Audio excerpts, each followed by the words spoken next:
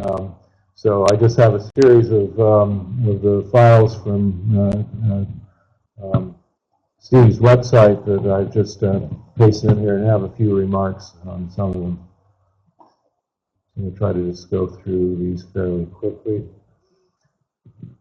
Okay, after the IOTA event, we'll talk about IOTA at the very end of the meeting, but the next night we have another event. If you're still staying around for 2 nights, you can try this 12th magnitude occultation by Hera. We're right in the path for it, but it's only a very small magnitude drop.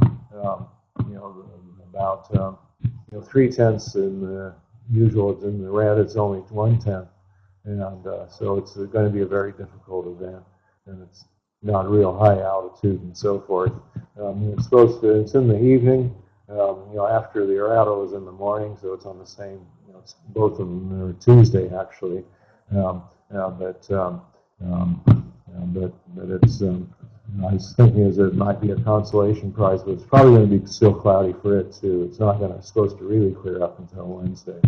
Next slide. This shows I put in the SAO numbers for some of these things. This is I think it's 9.7, 9.1 in red. PR, no, 8.1. Is that 8.1? Yeah, looks like it. Okay. So this is a nice event farther south, though, and it's good for the people in central Texas. Not quite good enough for me to travel. That could be a mighty mini event, but I have a lot of work to do. I have a conference to go to in August and have a lot of things to do. Otherwise, I might try this if I had more spare time. Next slide. In a bit of twilight on it would be a good excuse to go to the Outer Banks if you want to do that. So that's good. And then the next night, July 20th, this is actually the evening of the 19th, then there's another path in that area, but it's a very small uncertainty. It's not worth traveling to, but definitely in Lynchburg you ought to try to watch that event anyway, because it could go over you. So it's another 8th magnitude star or something. Yeah. Okay, next slide.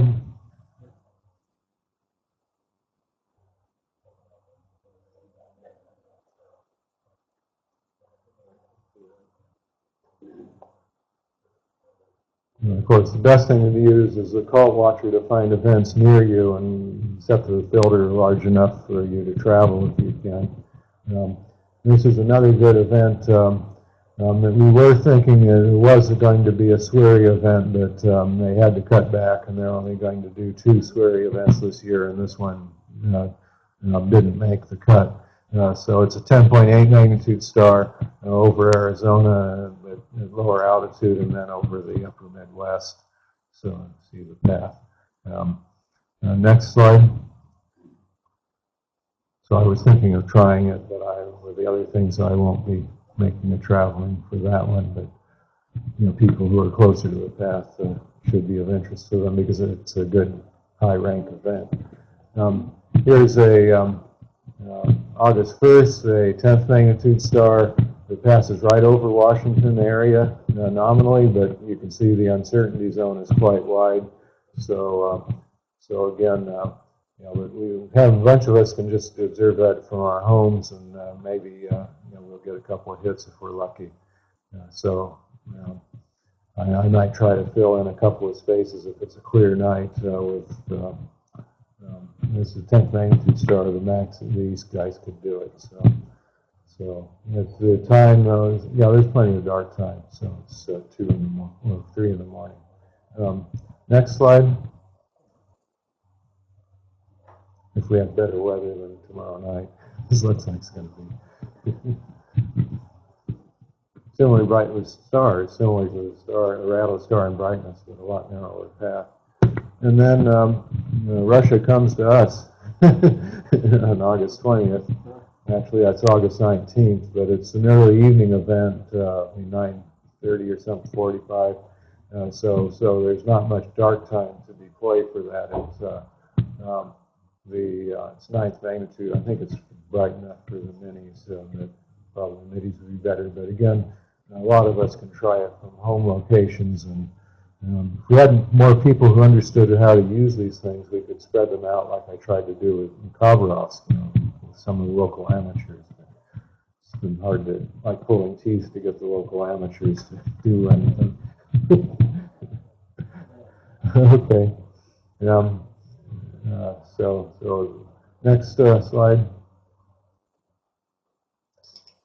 And I think that's about the time we're planning to go. There's a solar eclipse conference that's coming up on August 21st.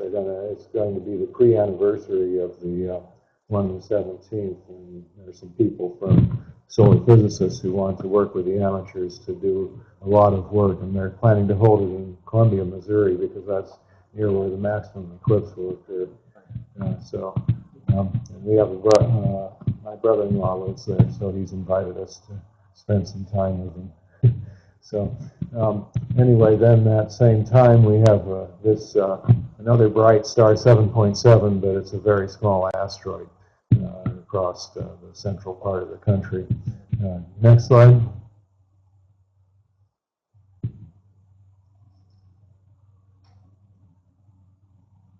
You can see some of those things in the Neath event, where you had all those tracks. These are showing what some of them are now. And now this is the next one I think it's really worth traveling for, although Swiri has lost interest in it. I haven't. It's like a rank 199% or something. And it's a 10.0 magnitude star, so it's an excellent signal to noise with these guys, and good ones with the middies. And it occurs at 8 hours UT, so there's plenty of dark time.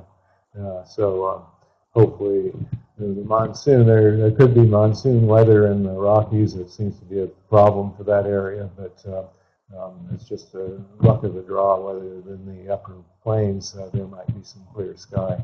We will hope for the best and make some reservations. It's September 6th, morning of September 6th.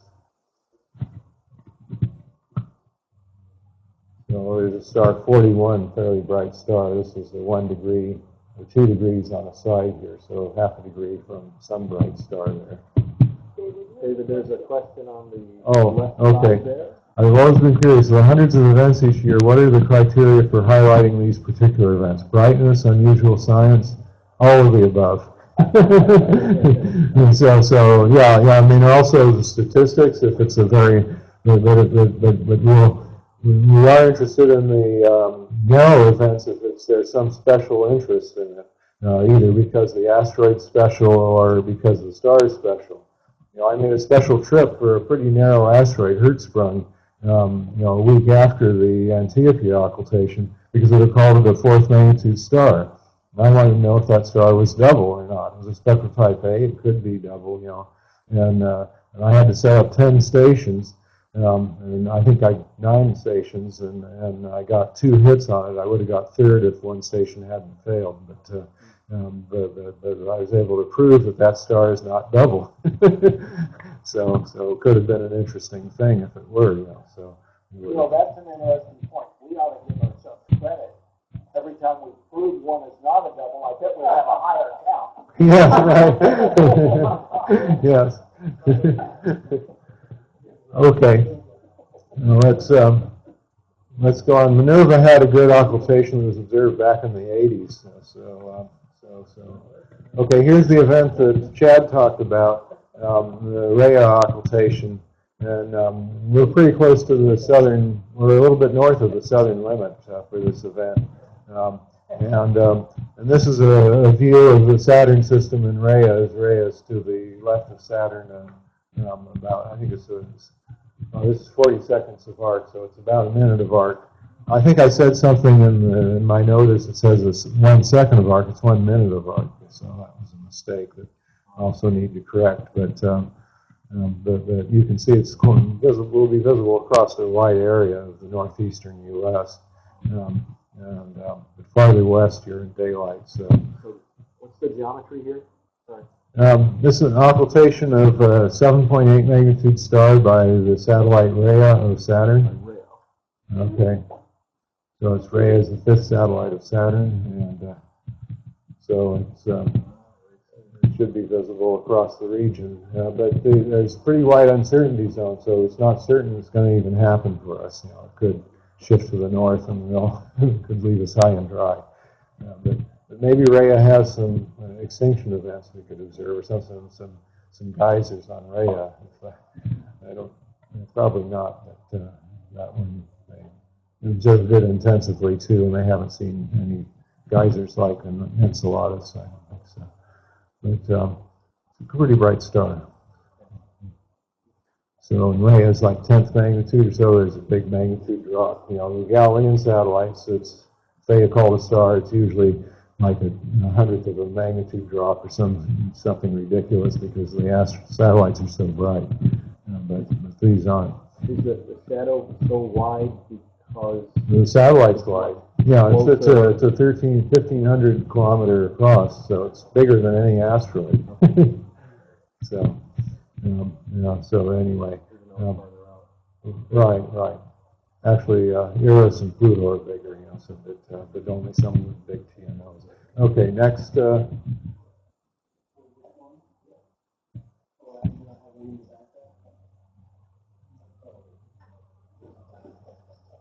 So it's on the 12th of September, local time. No, it's fun, but it didn't actually update. It's still. Oh, okay. I'll go. Sorry. I guess I was working to try to. That was a Russian version. Right. No, I was trying to use it as a template one for another or something, but anyway, this is another event with a 9.7 magnitude star, but it's right just on the west coast in the San Francisco area. It's a fairly good event on September 15th, okay, in the morning. Almost just misses Hawaii. Next slide.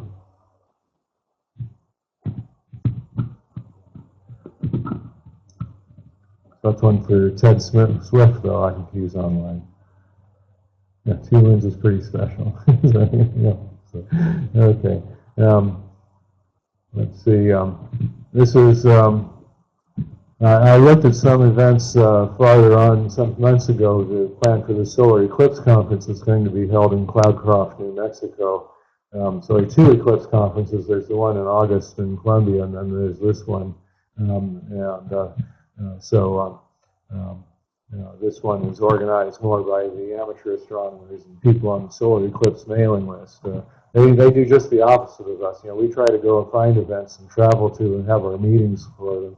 But what they do is they avoid, on years when there's no central solar eclipse, that's when they meet. And they try to find some nice place to go to. And they usually do it around a lunar eclipse or a partial eclipse, and there's a partial eclipse of the sun during this conference. Some people are actually interested in those things, And they can do they can study some physics or something of the sun by having parts of it occult doing it, mostly from satellites, though. Anyway, so this is like a 10th magnitude star that's called during that time frame. And very good statistics, but it's a little too late. It's a couple of days after the conference. I don't think I want to stay around for that. It's early in the evening, so you don't have time to pre-point stuff. Next. But it's near, it goes over the place where Granite, what is the place in New Mexico? Yeah, Granite Gap, yeah. So yeah, if you go, it might be a time to visit you in that place. Okay, now Russia came to us, now Libya's coming to us, and on the same date, October 28th, there's some events that goes across the country. It's 10th magnitude also, but it's a little too far south. I wouldn't probably try to travel for that one myself. But it's across southern North Carolina, it looks like. It's close to, not too far from Randolph, from your place, though. So, okay, next. from Lynchburg. Okay.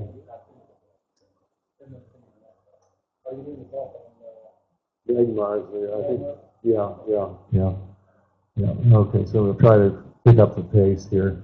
Okay, this is the next Swirly event. This is a 7th magnitude star occulted by Juno, a very wide path. So that's, and as you see, it's not very much in the U.S. So it's central and northern New England. But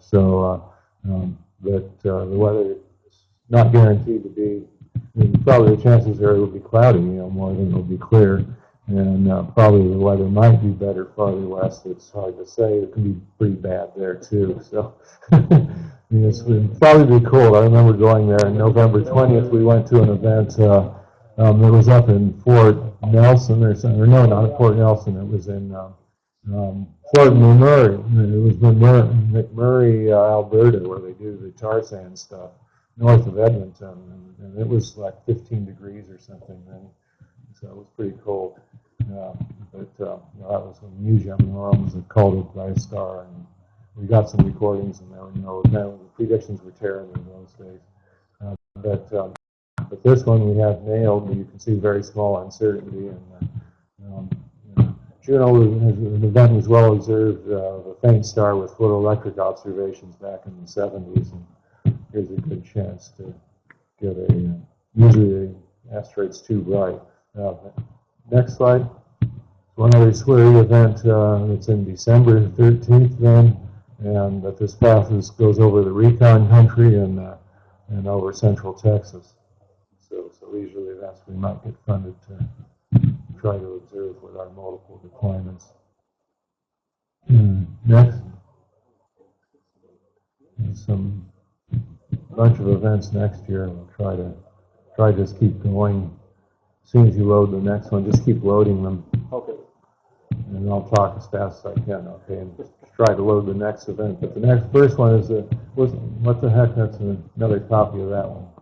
Keep going. No, it's is it a duplicate? No, there's something funny going on, but now it's moving.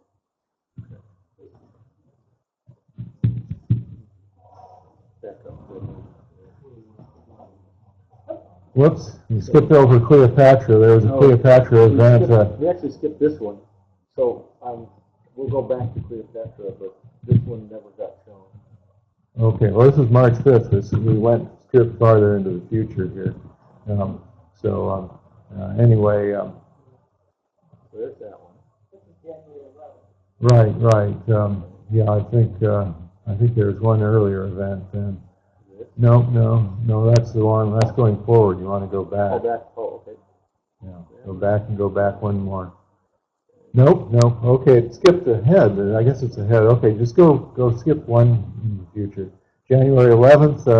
Let's go back because we want to talk about this because it's a Swirly event. It's a small asteroid, only 15 kilometers, so it doesn't have good statistics. The star is 10th magnitude, so the minis are out, but the middies work for it. The reason we're interested, Swirly's interested in this event, is that the asteroid is very strongly suspected of being a binary, perhaps a contact binary, perhaps separated, and they want to know which, based upon light curve observations. And the satellite is about a third the size of the primary.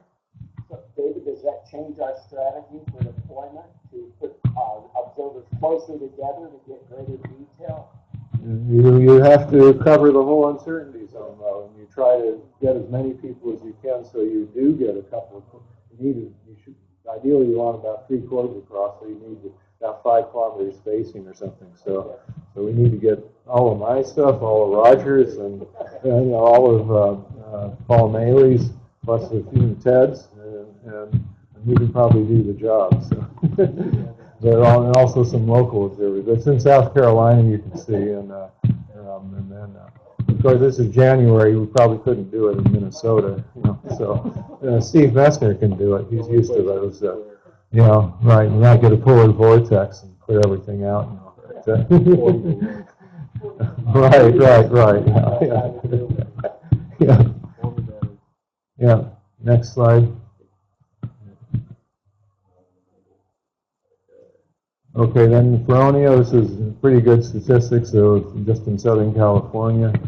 So we were considering that possibly because it's a narrow region with fairly, but in that time of year you can get Pacific storms coming across. It's not guaranteed.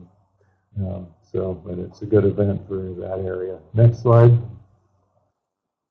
And this is a Cleopatra event on March 12th. It's an 8th magnitude star going over Europe. So this is a nice event to get the dog bone shaped asteroid. Although our observations in 2010 showed it's not a dog bone. It's actually two elongated ellipses together. And we need to publish that result at some point too.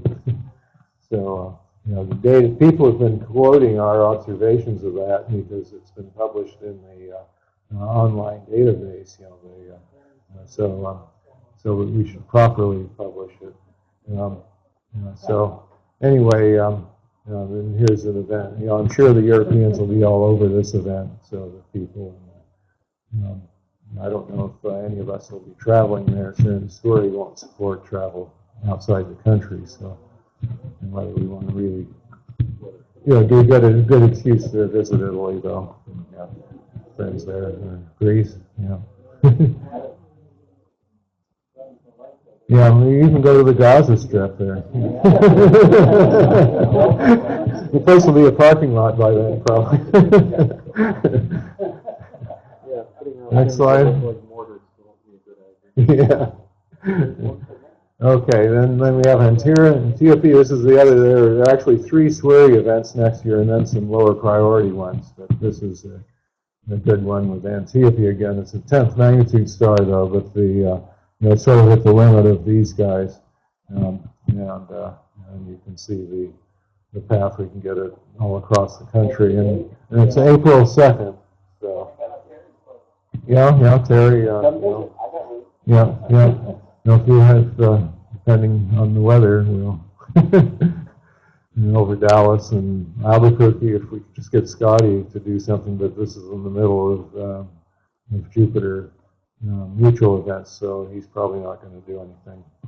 But it goes over Sacramento Valley, so Vegas, right? St. George, I'd like to go there. Okay, we have to keep going.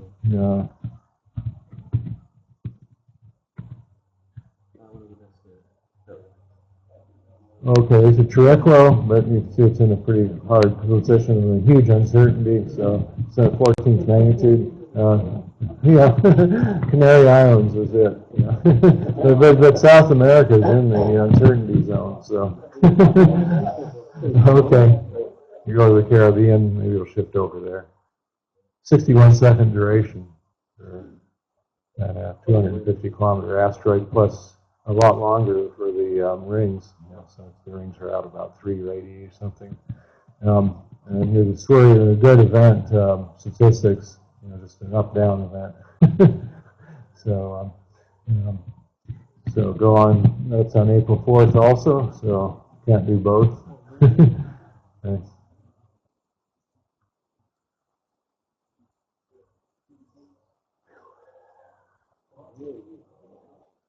Okay, this is a Palace event. Go on, start the next one loading. It's only visible from Hawaii, from Oahu, and the Big Island. And I think Oahu's on the limit, and visible from like Kodiak or something where April 14th it could be clear. In twilight there. And then Camellia, this is another SWIRI event. I think it's the third last one that they're really interested in. It's on August 23rd. Over a really wide path because of the angle projecting, but with some uncertainty. But it has a fairly small satellite, so that satellite will be predicting separately and doing a separate effort for it, but that'll come later. And that satellite could, I think it's far enough away, it could go over California, it could go in Canada somewhere. So we'll have to see about that one. But that's a faint star, well, 10.8, so a little out. It's, again, marginal for the middies. Next slide. Psyche was a 6 magnitude star. Oh yeah, okay, this is a really nice bright event, but it's pretty far away. So southern Peru, it's a good area. Go to Arequipa, go to Cusco, or to, you know, that area. It's Arequipa and Cusco are shown there. Cusco at the northern limit, and over Bolivia, or babysitters from there.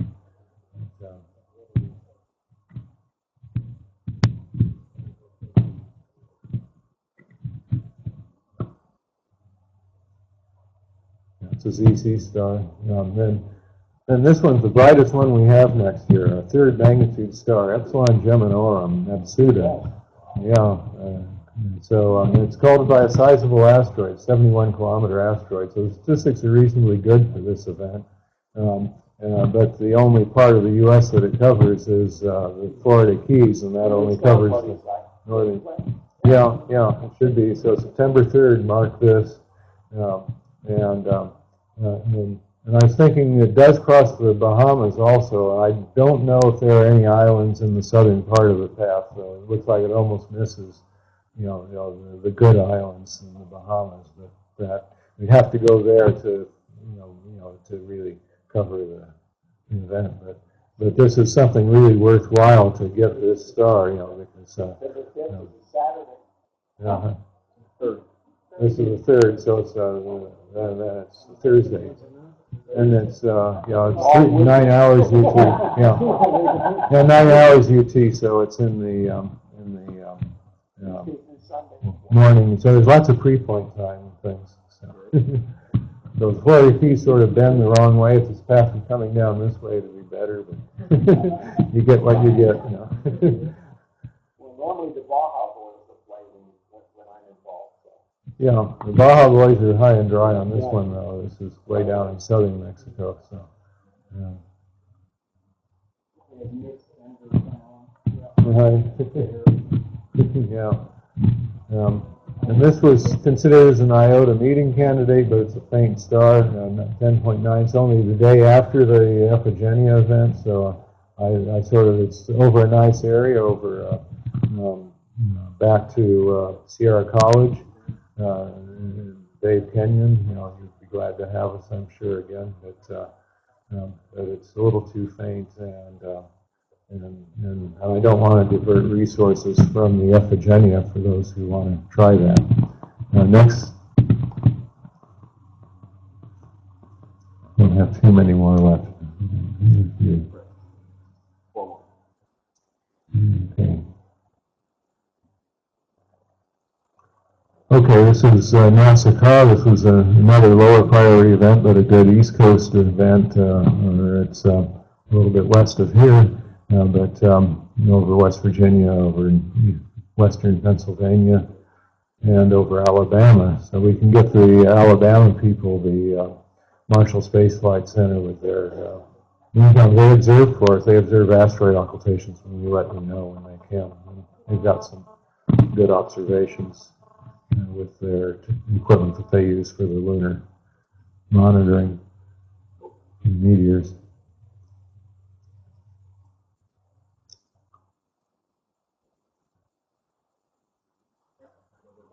But you don't know on this path where it's going to be clear, of course. It's the East Coast.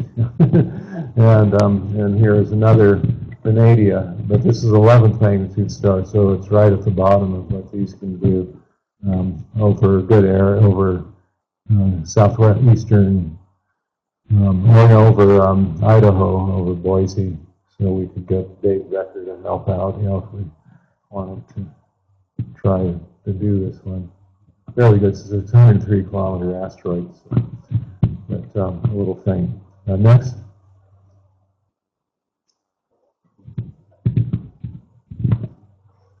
And there are other events, you go slightly fainter if you're doing them from observatories. There's a bunch of more events that are going to show up if you can get down to 12th magnitude or 13th.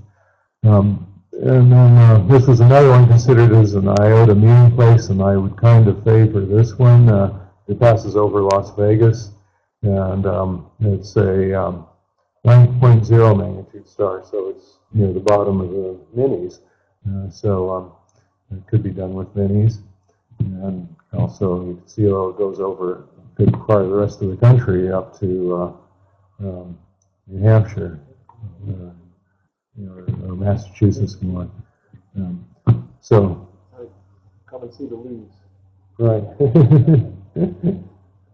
Yeah, getting low though there. I think we would definitely want to favor the West for that event if we really have a meeting. And we've been to Las Vegas before. It's important to find a place that'll actually host us and give us like we're here. And this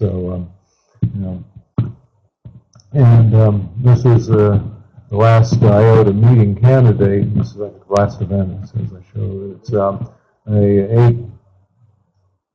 is that Palladium? Yeah, it's an 8.2 magnitude star, and also near Las Vegas. But then it's on October 30th, so that's the day before Thanksgiving. It's in the morning, and so actually 2 nights. Halloween. Yeah, sorry. Yeah, so. Right. Yeah. Okay. I think that's the last one. That's it. Yeah, okay. So we can go on to the Degmon, and then that's